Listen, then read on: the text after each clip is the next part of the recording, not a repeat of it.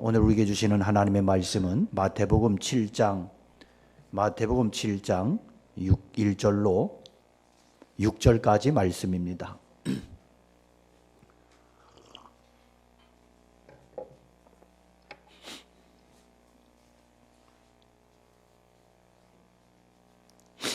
마태복음 7장 1절로 6절까지 말씀을 봉독하겠습니다. 비판을 받지 아니하려거든 비판하지 말라. 너희가 비판하는 그 비판으로 너희가 비판을 받을 것이요 너희가 헤아리는 그 헤아림으로 너희가 헤아림을 받을 것이니라. 어찌하여 형제의 눈 속에 있는 티는 보고 네 눈 속에 있는 들보는 깨닫지 못하느냐. 보라, 네 눈 속에 들보가 있는데 어찌하여 형제에게 말하기를 나로 네 눈 속에 있는 티를 빼게 하라 하겠느냐. 의식하는 자여, 먼저 네 눈 속에서 들보를 빼어라. 그 후에야 밝히 보고 형제의 눈 속에서 티를 빼리라. 거룩한 것을 개에게 주지 말며 너희 진주를 돼지 앞에 던지지 말라. 그들이 그것을 발로 밟고 돌이켜 너희를 찢어 상하게 할까 염려하라. 아멘. 네. 할렐루야. 네. 오랜만에 가장 가까운 거리에서 이렇게 앉아서 예배를 드릴 수 있어서 앞에서 이렇게 봐도 참 은혜가 됩니다.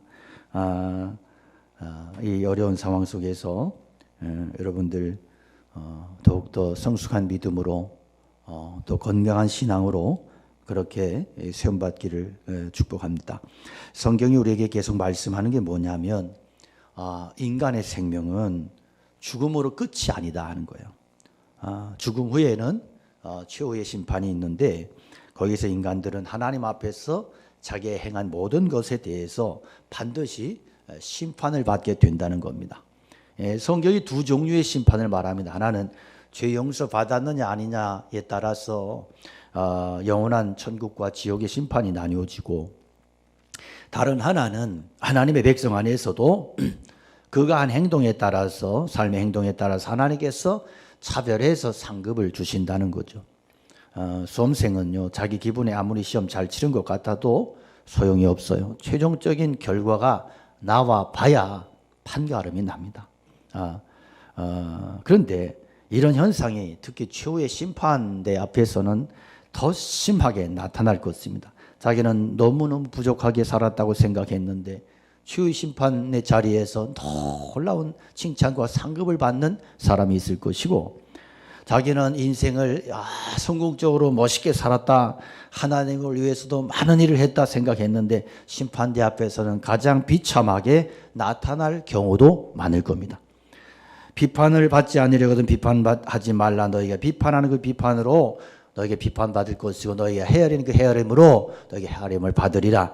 자, 오늘 본문의 말씀을 잘못 이해해서 그리스도인은 세상에서 너무 그렇게 예민 떨지 말고 두루뭉술하게 소위 은혜롭게 넘어가라, 이런 식으로 잘못 오해하기도 합니다. 즉 그리스도인은 어떤 경우에도 남을 판단하거나 비판하면 안 되고 항상 다른 사람들에게 부드럽게 친절하게, 손해를 끼친 사람들에게도 은혜롭게 이렇게 잘해줘야 된다는 식으로 이 말씀을 이해하는 거예요. 그러나 이런 해석은 기독교를 아주 우습게 만드는 것밖에 되지 않습니다.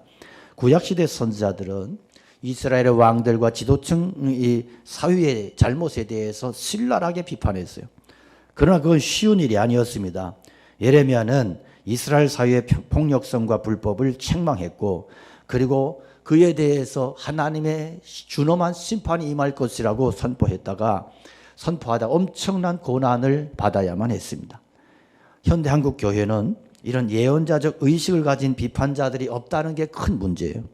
이런 비판자들이 나오면 교회에 대한 잘못과 교회에 대한 비리를 지적하면 대부분의 교회들은 오늘 읽은 비판하지 말라는 주님 말씀 들으면서 이것을 무마시키려고 그래요. 이렇게 비판자들의 입을 막아버리고 또 그렇게 비판하는 그런 설교를 좋아하지 않고, 그런 사람들은 강단에 세우지도 않고 부흥회에 초청도 안 하고, 그러다 보니까 교회가 다 썩어버리는 거예요. 쉬쉬해버리고, 그러다가 오늘날과 같이 한국교회가 도덕적으로 위기를 맞게 되는 이런 상황까지 오게 됐습니다. 사실 예수님은요, 비판의 대가셨어요. 우리 앞에서 묵상했던 5장과 6장에 바리새인들을 향해서 외식하는 자라고 얼마나 많이 책망하고 비판하세요? 마태복음 23장에 보면 화 있을 찐저 외식하는 바리새인들과 서기관들아 노골적으로 책망하고 비판했습니다. 예수님은 특히 산상설교 끝부분에서 그리스도인들의 분별력을 아주 중요하게 말씀하세요. 그리스도인들은 뭔가 분별할 수 있는 능력을 가진 사람들이다. 무조건 믿어라, 덮어놓고 믿어라, 모르고도 믿어라 이래 버리면 그런 사람들이 나중에 열심 빠지니까 다 100% 이단에 들어가 헤매게 되더라는 거죠. 분별이 없으면 안 된다. 여러분, 머리는 장식품으로 이렇게 보기 좋으라고 둥그렇게 달아놓은 게 아니고 분별하라고, 진리를 분별하라고. 그런데 우리에게 하나님께서 이성과 냉철한 이성과 뜨거운 감성에 이 두 가지를 주셨어요. 이 균형을 잡아야 되는데 교회가 자꾸 가슴만 강조하다 보면 분별력을 잃어버리는 거예요. 진리에 대한 분별력을 잃어버리는 거예요. 그래놓고는 나중에 가서 무조건 믿으라고 또 책망을 하고, 이게 웃기는 거죠. 그러니까 분별하는 거 이 자체가 뭐냐 하면 이미 같이 판단을 하는 것이고 어느 정도 비판하는 거예요. 비판 없는 분별? 이건 말이 되지 않는 거예요. 그러면 예수님이 여기서 비판받지 않으려거든 비판하지 말라는 말씀이 뭐냐? 중요한 것은 여기 목적어가 생략이 됐어요. 그러니까 비판받지 아니하려거든 이럴 때 누구로부터 비판받지 않는다는 거냐? 많은 경우에 다른 사람들을 생각해요. 사람들에게 비판하면 비판받는다. 그 말씀이 아니고 여기에서 비판하지 말라, 심판하지 말라는 것이고, 그러니까 하나님의 심판이 두렵냐? 하나님의 심판을 받지 않으려면 너는 세상 속에서 너도 비판하는 인생 되지 말고 심판하는 일에 네 인생 쓰지 말고 허비하지 말고 하나님의 정신 똑바로 차리고 하나님의 뜻에 집중하고 순종하는 그런 인생을 살아가라. 그런 말씀이 오늘 본문에 대한 정확한 뜻이에요. 그러니까 많은 사람들이 예수 믿는 것을 너무나 정적으로 생각해요. 나는 예수 믿음으로 구원받았고 구원을 보장받았고 요거 잘 장독대에 말이죠. 이렇게 무슨 보물단지처럼 그렇게 숨겨놨다가 그러다가 천국 문이 열릴 때 쏙 들어가면 되지. 이런 식으로 생각을 해요. 그런 예수님 말씀하시는 것은요. 도대체 무엇 때문에 하나님께서 우리의 구원을 계획하셨고 무엇 때문에 예수님이 이 세상 오셔서 나를 위해 피 흘려 주시고 죄 사함을 해 주셨느냐, 구원을 시켜 주셨느냐 하는 거. 이건 단순히 그냥 우리가 지옥 가지 않고 영원한 천국에서 영생복락 누리고 이거의 1차적인 목적이 아닙니다. 하나님께서 우리에게 이 위대한 구원을 왜 주셨느냐? 우리로 하여금 이 세상 속에서 하나님의 말씀 붙들고 하나님의 뜻을 쫓아 순종하는 하나님의 백성으로 살아가도록 하기 위해서예요. 이것이 가장 중요한 목적이에요. 그래서 기독교의 가장 중요한 것이 저 세상 가기 전에 이 세상 속에서 하나님의 말씀 붙들고 이 말씀을 살아내는 것이고 영생의 그 자격을 가지고 내가 이 세상을 사는 거예요. 이 몸을 쳐서 복종시켜서 죄에 끌려다니고 불신앙의 노예됐던 이 몸뚱이를 복종시켜서 하나님의 말씀에 순종하는 그런 하나님의 뜻대로 움직이는 그런 몸뚱이가 되게 하는 거예요.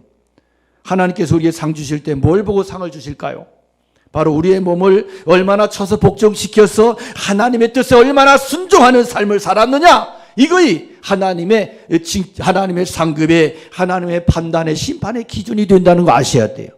사람들은 어떤 사람을 복받은 사람, 성공한 사람으로 평가해요. 많은 것 누리고 많은 것을 이렇게 누리고 성공하고 이런 걸로 평가를 하죠. 왜냐하면 이 세상은 자본주의 사회니까. 자본주의 사회라고 하는 말은 돈이 중심이 되는 사회니까 돈 가지고 다 판단해 버리는 거예요. 그러나 여러분 정신 차리십시오. 하나님의 나라는 자본주의 아니에요.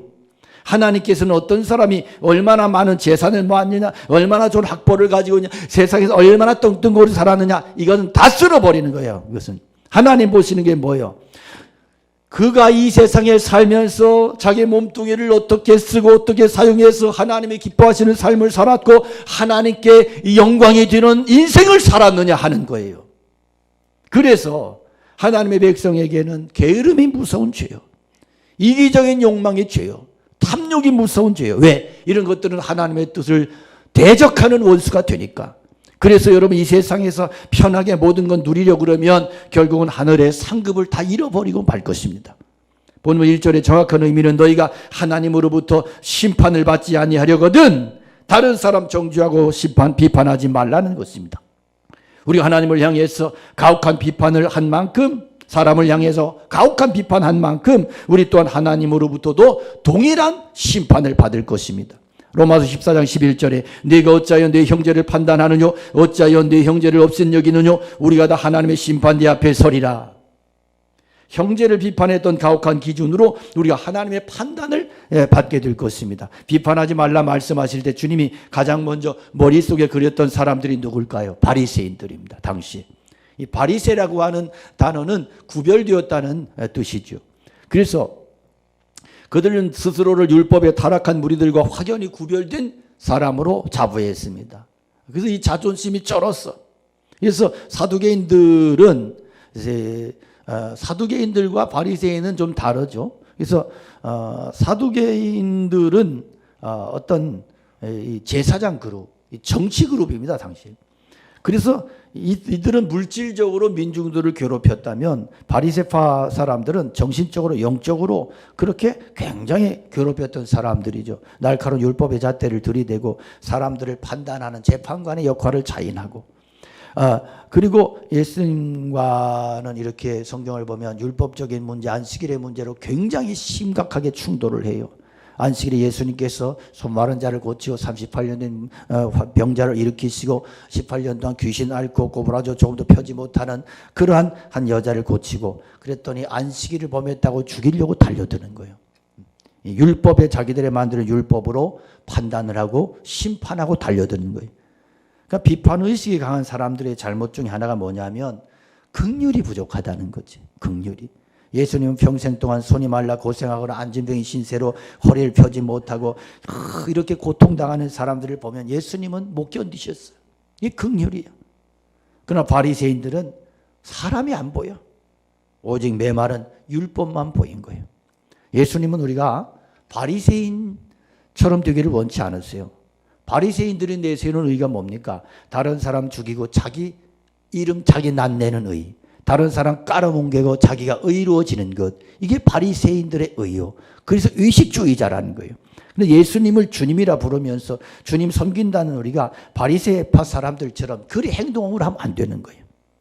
우리에게는 바리새인들보다 더 나은 의가 필요해. 그 더 나은 의가 뭐요? 형제를 비판하거나 정죄하지 않는 의, 나를 죽이고 형제를 높이는 의.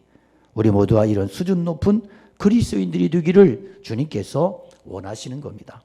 비판 잘하는 사람은요, 사람을 경멸하는 경향이 있습니다. 그래서 바리새인들의 기도에서 잘 엿볼 수가 있습니다. 바리새인은 서서 따로 기도하여 거로되 하나님이 나는 다른 사람들과 토색 불의 간음하는 자들과 같지 아니하고 이 세리와도 같지 아니함을 감사합니다.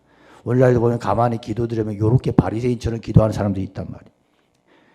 사람에 대한 경멸은 비판보다 더 큰 죄입니다. 그들은 하나님의 자녀요, 하나님의 형상 가지고 있는 사람들을 자기 기준에 맞지 않는다고 쳐버리는 거예요. 잘라버리는, 경멸하는 거예요. 이런 사람 향해서 예수님 분명히 말씀하세요. 너희가 긍휼의 마음이 없이 사람을 판단했은즉 하나님도 긍휼의 마음 없이 너를 심판하실 것이다. 그 말씀이에요. 긍휼 없는 자에게는 긍휼 없는 심판이 있으리라. 긍휼 없는 하나님의 심판이 얼마나 끔찍할 것입니까? 그 앞에 의롭다 하심을 받을 육체가 어디 있겠습니까? 우리가 이 사실을 항상 염두에 두고 살 것입니다. 가장 중요한 것이 하나님의 최후 심판의 기준은 모든 사람에게 동일한 잣대를 갖다 대시지 않는다는 거예요. 너희가 비판하는 그 비판으로 너희 비판을 받을 것을 너희가 헤아리는 그 헤아림으로 너희가 헤아림을 받으리라. 자, 여기서 중요한 단어는 헤아림이라는 단어인데요. 이 말은 뭐냐면 잣대요, 잣대. 뭔가를 심판, 뭔가를 옳고 그름을 판단하는 잣대. 이게 헤아림이에요. 그런데 우리가 기억해야 될 것은 뭐냐면 우리는 다 나름의 잣대를 가지고 사는데 문제는 이 잣대가 지극히 주관적이라는 거죠. 그래서 사람들이 다 자기 의에 빠지는 이유는 자기 나름대로의 그런 잣대, 주관적인 잣대를 가지고 판단하는 거예요. 아, 저 사람은 너무 글러먹었어, 틀렸어. 왜 그러냐? 내 마음에 안 들고 내 기준에 안 맞는다는 거지. 우리가 이런 식으로 자기 의에 취해서 사는 게 바리새파적인 의예요. 어떤 사람은 자기 굉장히 의로운 줄 알아요. 굉장히 의로운 줄 알아요. 그래서 굉장히 교만을 떨어요. 그래서 다른 사람이 볼 때는 꼴불견인 거예요. 그래서 이런 사람은 작은 것 가지고도 부르르 떨고 작은 것 가지고도 인상을 쓰고 그래. 그런데 실제로 자기의 모습을 보면 형편없어. 이걸 뭐라 하냐면 내로남불이라고 그러죠. 근데 우리는 대부분이 자기의 지극히 주관적인 판단 기준을 가지고 세상을 판단하고 정죄하기 쉽고 교회 안에서도 왜 분란이 많이 일어나느냐 하면 이런 문제예요. 자기의 주관적인 판단을 가지고 교회가 마음에 안 든다. 뭐가 마음에 안 든다. 인상을 쓰고 있어. 자기의 삶은 엉망진창이면서 이럴 수 있다는 거예요. 오늘 본문에 놀랍게도 하나님께서 나를 판단하시는 기준이 내가 다른 사람 판단하는 그 기준이라는 거예요. 너희가 비판하는 그 비판으로 너희 비판받고 너희가 헤아림으로 헤아림을 받는다. 자, 하나님 나를 판단하는 기준이 뭐냐? 내가 다른 사람 판단하고 정죄했던 바로 그런 기준. 그 이유가 뭐냐? 사실 우리가 자꾸 자기 기준 가지고 다른 사람을 판단하니까. 부부 사이에도 이러면 참 날마다 전쟁이지. 그래서 하나님께서 야, 너 네 잘난 그 기준 가지고 그렇게 함부로 비판하고 정죄했지. 그래, 내가 너의 그 기준대로 한번 너를 심판해 줄게. 이런 말씀인 거예요. 이 참 두려운 말씀이에요. 여러분, 하나님은 각자에게 요구하시는 기준이 달라요. 1학년 시험 문제 다르고 6학년 시험 문제 달라. 사람들은 자기 기준 가지고 남을 판단해요. 사실은 그 기준이라고 하는 것은 자기에게만 해당되는 것이지 그 사람에 대한 판단 기준은 또 다른 거예요. 그래서 이 세상에서 너무나 힘든 상황 속에서 믿음 지켜내는 사람하고 좋은 환경 속에서 아무 걱정 없이 믿음 지키는 사람의 상급이 같을까요? 천만의 말씀이요. 달라요. 그래서 이 세상에서 불리한 것이요. 하나님 앞에서 상급에는 큰 유리함이 되는 거예요. 그러니까 이 세상에서 너무 비교하며 비교의식에 쩔어서 피해 열등감에 빠지지 마시라고. 이 세상에서 내가 어려운 환경 속에서 믿음을 지켜낸다면 그 사람은 하나님 앞에서 상급이 클 거예요. 왜냐하면 이 세상에서 자기 상을 받으면서 사는 사람 너무나 많습니다. 그래서 예수님께서 가난한 자가 복이고 애통하는 자가 복이고 의에 주려 목마른 자가 복이니라 이런 말씀하시는 거예요. 우리 심판대 앞에서 이 세상에서 유명했던 사람이 아무 상도 받지 못하고 무시당하고 비참한 상태에 빠지는, 그리고 이 세상에서 정말 어렵게 힘들게 살았던 그가 하나님의 영광의 보좌 주님 우편에 주님과 함께 앉는 것을 볼 것이에요.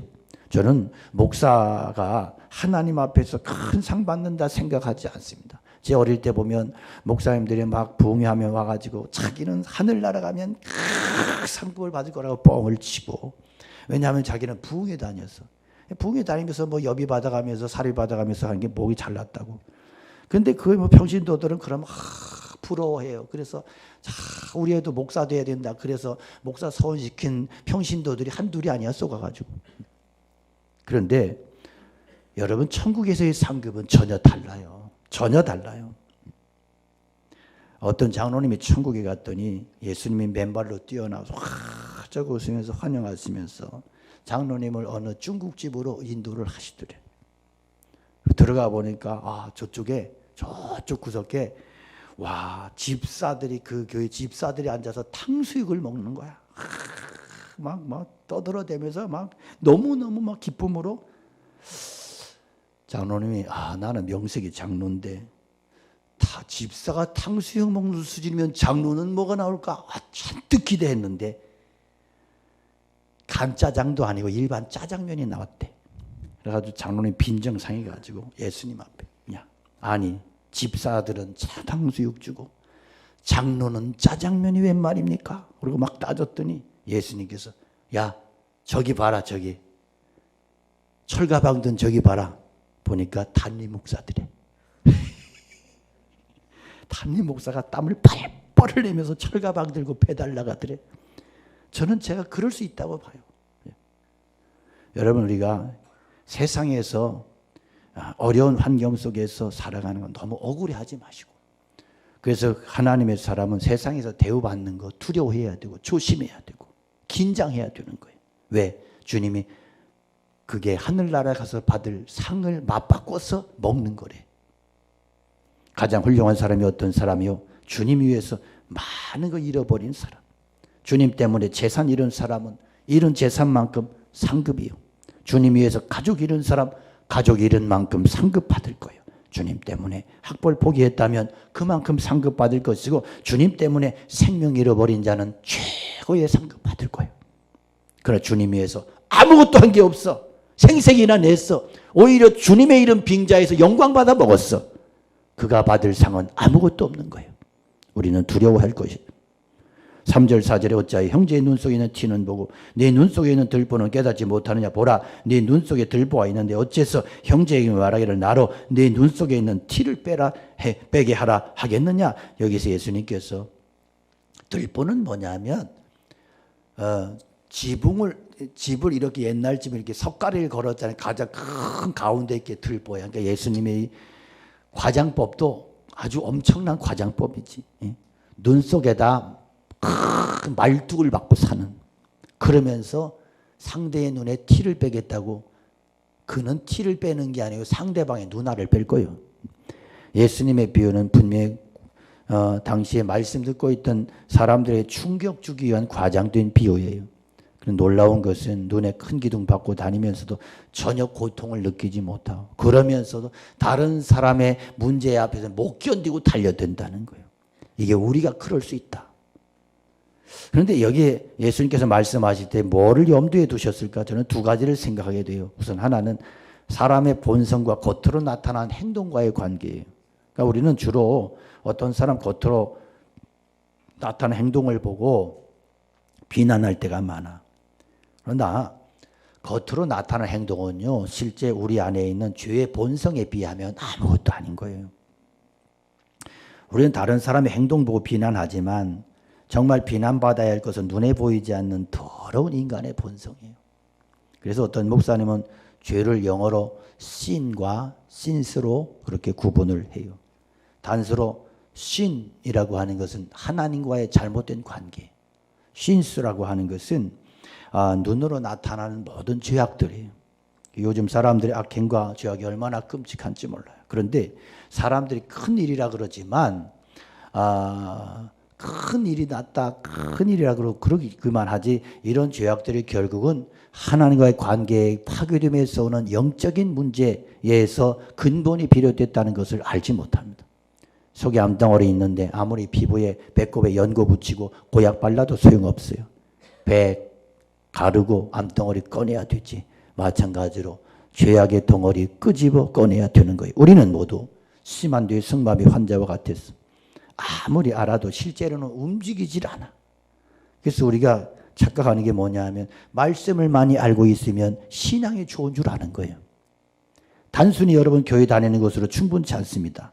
우리는 24시간 성령님의 통제를 받아야 되고 성령 예루살렘 다락방에 임하셨을 때 거기에 앉아있는 120명의 성도들이 말을 통제했습니다. 입을 통제했습니다. 언어를 통제했습니다. 마찬가지로 오늘도 우리 안에 거하시는 성령님, 교회 안에 거하시는 성령님께서 하시는 역사는 우리의 언어를 통제하시는 거예요. 그래서 성령의 충만한 역사는 뭐냐 하면 막 입을 나불거리는 게 아니고 그 입이 성령의 통제를 받아서 거룩함을 유지하는 거예요. 그래서 우리가 비판하고 정죄하고 판단하고 그럴 때 성령님은 슬퍼하시고 우리가 성도 안에 교회 안에서 서로가 덕을 세우고 모든 사람 은혜를 끼치고 그렇게 사랑을 말하고 그렇게 주고받을 때 성령님이 우리 안에서 기뻐하시고 충만하시지만 우리가 성령을 거역하고 함부로 비판하고 판단하고 정죄하고 혀로 형제를 살인하고 해치면 성령님은 근심하시고 그리고 그 공동체 안에서 성령의 역사는 깨끗하게 소멸되는 것입니다. 6절에 거룩한 것을 개에게 주지 말며 너희 진주를 돼지 앞에 던지지 마라. 저희가 그것을 발로 밟고 돌이켜 너희를 찢어 상할까 염려하라. 예수님 여기서 진리로 상대할 수 없는 개와 돼지 같은 사람들에 대해서 말씀하십니다. 지금 예수님 말씀하시는 것은 지극히 당연한 얘기죠. 만약 개에게 거룩한 것 주면 개가 그거 알겠느냐. 돼지에게 비싼 진주 주면 돼지가 그것을 돼지의 목에다가 진주 목걸이를 걸어줬더니 돼지가 그걸 애지중지하고 그러겠어요? 난장판 되고 다 끊어버리고 다른 돼지가 물어뜯고. 그러지 않겠어요? 뭐를 의미하느냐? 우리에게 거룩한 것이 있어요. 우리에게 거룩한 게 뭐예요? 예수님의 이름, 하나님의 영광스러운 말씀, 그리고 우리에게 하나님께서 허락하신 영생의 축복이요, 믿음이에요, 복음이에요. 내 안에서 역사하시는 거룩하신 성령님이에요. 이런 것들은 너무너무 귀한 거예요. 보배보다 더 귀한 거예요. 우린 이것을 생명과 같이 여기고 보배와 같이 그렇게 생명처럼 소중하게 다루어야 되는 것입니다. 내 안에 있는 복음은 존귀한 거예요. 그래서 복음을 전할 때도 우리가 품격 있게 잘 전해야 된다. 그래서 이제는 거리에서 시뻘건 십자가를 들고 휘두르면서 예수 천당 고래고래 소리 지르고, 저는 참 이 한국 교회가요, 이 시대 분별을 못한다는 거예요. 옛날에 그런 일들이 있을 때가 있었어요. 잠깐 통할 때가 있었어요. 일제 시대 뭐 이럴 때. 그런데 지금 그러면 안 되는 거예요. 그건 천박함이 되는 거예요. 이것은 복음의 가치를 떨어뜨리는 행위예요. 그 목사들이 참 분별이 없는 거예요. 그러니까 여러분 그렇게 하면서 천박하게 휘두르고 소리 지르는 그거 보면서 의식이 제대로 바뀌고 똑똑한 사람들이 그거 보면서 감동받을까요? 상식적으로 생각하셔야지. 그거 보면서 그래, 복음은 위대한 것이야, 예수 안 믿으면 지옥 가지, 그러면서 교회 나와서 떨고 회개할까요? 무시당하는 거예요. 무시당하는 거예요. 교회에 다니는 사람 수준이 저거밖에 안 돼, 이래 생각이 되고 판단이 되는 거예요. 그 손해보는 짓이요. 그래서 우리가 시대를 잘 분별하고, 그래서 예수님의 이름을 전하고 복음을 전할 때 품격이 필요하다, 지혜가 필요하다, 수준이 필요하다는 거예요. 잘 분별하고 판단해서 그렇게 해서 복음을 전해야 되는 것이지. 자기 만족은 있지요. 내가 광화문 사거리 가서 십자가를 짊어지고 6km를 걸어 다녔어, 할렐루야, 자기 혼자서 기도실에 와서 감동받고 질질 울겠지. 그런데 그것은 그렇게 하면 안 되는 거예요. 사람들 앞에서 돼지에게 밟히고 물어뜯길 일을 하면 안 되는 거예요. 예수님 당시의 유대인들은 더러운 삶을 살고 있는 이방인들을 개돼지에 비유했어요. 근데 여기에서 예수님께서 말씀하시는 개돼지는 누군지 아세요? 바리새인들, 사두개인들, 유대인들, 하나님의 말씀으로 변화되지도 않으면서 자기 잘난 맛에 빠져서 종교적인 행위로 만족하고 있는 종교인들이에요. 여러분, 우리가 개돼지일 수 있어요. 지금 예수님 말씀은 뭐예요? 바리새인 유대인들을 향해서 너희들이 이방인들을 개돼지 취급하지만 실제로는 교회 안에서, 실제로는 이 속에 들어와서 변화를 거부하고 다른 사람 판단하고 정죄하게 일삼고 있는 변화를 거부하는 너희들이 바로 개돼지들이다, 그런 말씀이에요. 오늘날의 개돼지가 누굴까? 하나님 말씀 듣고도 말씀 거부하고 예수님의 통치 거부하고 성령님을 거부하고 자기 혼자 옳다고 큰소리치는 사람. 다시 말해서 예수님의 말씀 앞에서 변화를 거부하는 자들, 하나님의 말씀을 듣고도 가슴을 치지 아니하고 하나님의 말씀 듣고도 동의하지 아니하고 자기의 삶의 변화를 거부하는 사람들이 개돼지라는 거예요. 예수님 말씀 아무리 말씀하셔도 고집스럽게 자신의 전통을 고집하면서 도대체 변화되려고 하지도 않는 사람들. 오늘날의 교회가 얼마나 잘못되고 강팍해졌냐 하면, 목사가 진리를 가지고 강단에서 선포하고 강력한 말씀을 전하면 장로들한테 쫓겨납니다. 그런 교회들이 한둘이 아니에요. 당장 태클이 들어옵니다. 목사님 그따위로 설교하려면 우리 교회에서 나가세요! 이런 장로들이 한둘이 아니에요. 제가 이런 설교할 수 있는 것은 저희 교회는 그런 장로님이 있을 수도 없는, 상상할 수도 없는 좋은 장로님들이기 때문에 그래요. 제가 아부하는 게 아니고, 아부해도 이런 식으로 아부하면 쫓겨날걸요, 아마 목사들이. 굉장히 한국교회 어렵습니다. 어렵습니다. 그들이 왜 개돼지냐? 가장 귀한 것을 알지 못하고 더럽고 추한 것으로 자기 만족만을 취하려고 하기 때문에 그렇습니다. 하나님의 가장 놀라운 진리의 진수, 이 세상 어느 곳에서 살 수 없는 가장 값비싼 진주가 뭐냐? 그것은요, 생명의 말씀, 하나님의 말씀이에요. 여러분, 우리 안에 하나님의 말씀이 없어지는 순간 우리는 개돼지가 될 수밖에 없는 거예요. 성령님의 능력, 우리의 속사람을 변화시키는 그 능력, 이것이 우리의 가장 비싼 보배예요. 이게 얼마나 귀한지를 모르고 종교 껍데기 형식에 취해서 변화를 거부하는 그런 자들을 책망하시는 말씀입니다. 여러분, 오늘 우리가 이 말씀 앞에서 예배를 통해서 하나님 앞에 변화를 사모하시기를 축원합니다. 변하지 않는 예배는요, 하나님을 물어뜯는 예배예요. 한국교회 신자들이요, 툭하면 하나님 물어뜯습니다. 신앙은 뭐예요? 내가 성령 안에서 변화받고 예수님을 닮아가는 것인데 툭하면 하나님을 협박하고 예수님의 이름으로 생떼거지를 쓰면서 하나님 이럴 수가 있습니까? 이러면 좋지 않습니다. 이런 게 믿음이라고 가르치고 이런 걸 믿음이라고 착각하는, 그러니까 그냥 하나님 물어뜯는 것을 아무것도 아니게 생각하는 근본적으로 잘못된 신앙이에요. 하나님 앞에 우리는 죽은 개와 같은 거예요. 하나님 영광의 말씀 앞에, 하나님 성령 앞에서 우리는 죽어야 되는 거예요. 그런데 그것도 모르고 그냥 막 생떼를 쓰면서 하나님을 협박하면서 예수님의 뭘 깔고 앉아서 뒤로 팔을 비틀면서 응답을 주시든지 죽음을 주시든지 이러면서 그 응답이라는 건 뭐냐 하면 자기의 욕망의 충족이요.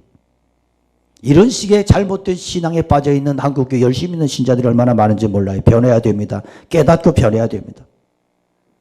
하나님의 백성들의 가장 귀한 게 뭐예요? 자꾸 말씀 붙들고 하나님의 형상으로 그렇게 닮아가는 거예요.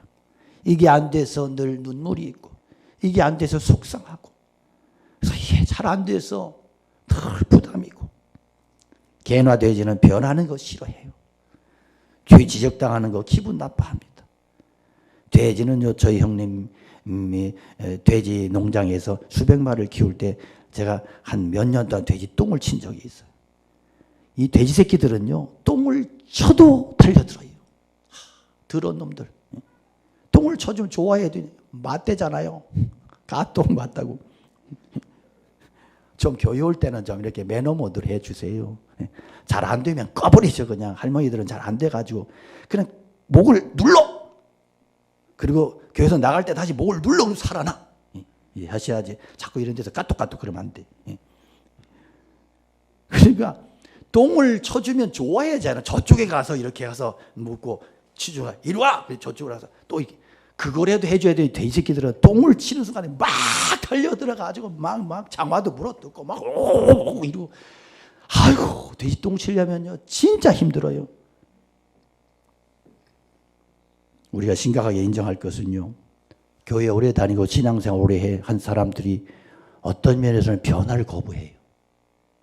목사도 변해야 되고 장로님도 권사님도 다 변해야 돼. 변화가 생명이에요. 변화를 거부하는 자가 바리새인이요 죽은 자요, 그를 예수님께서 개와 돼지래요.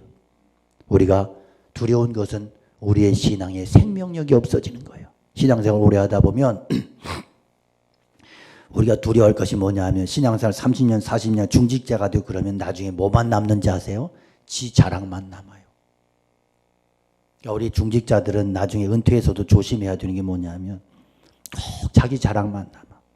내가 이것을 했고, 내가 교회에서 이런 걸 했고, 내가 그놈의 내가, 죽일 놈의 내가만 남아.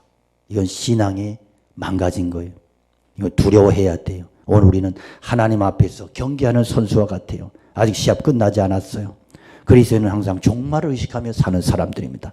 그날에 하나님의 평가가 모든 것을 결정할 것이고, 그러므로 날마다 여러분 내 자신을 돌아보라는 거예요. 남을 보고 삿대질하고 비판하고 그러지 말고 내 신앙 점검하면서 십자가 앞에 서서 주님 앞에 서서 나를 진단하고, 그리고 하나님 앞에 설 그날을 기억하며 하나님의 나라를 위해서 우리가 포기한 만큼 우리는 주님께로부터 칭찬과 상급과 영광을 얻게 될 것임을 기억하시고, 오늘도 신앙을 잘 살아내시고 하나님 앞에 인정받는 칭찬받는 존귀한 주의 백성들 다 되시기를 주님의 이름으로 간절히 축원합니다. 말씀 기억하면서 우리 찬양 올려드리겠습니다.